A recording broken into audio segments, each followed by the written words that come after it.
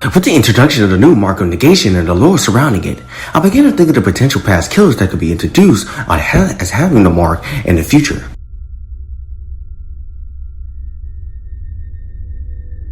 With the mark itself, it is a powerful symbol of eldritch magic created by the entity, with the cosmic being using it in order to weaken certain killers who could prove to be difficult to control while within the realm and the trials. This allows the killers in question to use their powers, albeit not a full standard set of powers as a whole. Is the very first character that we introduce that is wearing what I believe is called the mark of the entity. It is a way for us to take a character that's ridiculously powerful and to sort of restrain it and tone it down so that it fits within the boundaries of Dead by Daylight. So the Vecna, as you see him, the entity has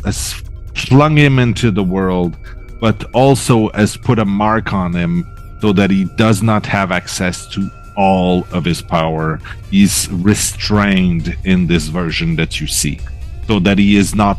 the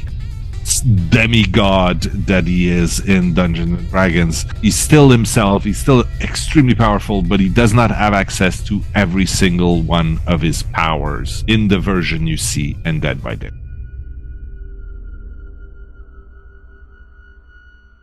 Getting the first obvious killer out of the way, we see that Vecna is the first killer to have the mark, getting his upon arriving into the realm.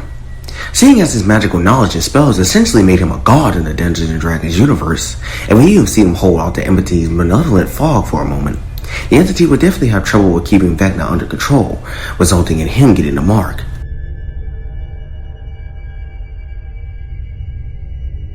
The next killer I think will have the mark of negation is Freddy, seeing as his in-game lore states that his powers were weakened in some places and focused in others, showing that the entity definitely went out of his way to negate his stronger abilities.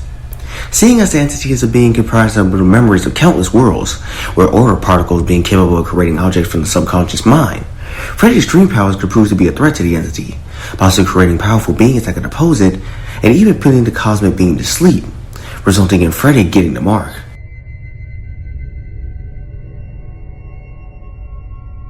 The second killer I theorize to have the mark of negation is Sadako, as given how absurdly powerful her abilities are outside of the entity's realm, it would be extremely easy for her to end trials before the entity would get its necessary sustenance.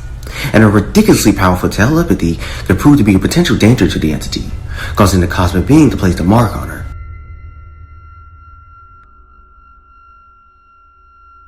The third killer I think would have the mark would be Pinhead and his fellow Cenobite Chatterer. Just like Sadako, their massive amount of abilities will make trials too quick for the entity's enjoyment and feeding, and their connection to Leviathan can prove quite dangerous to the cosmic being if it ever managed to worm its influence into the realm, causing the entity to put the mark on the two Cenobites.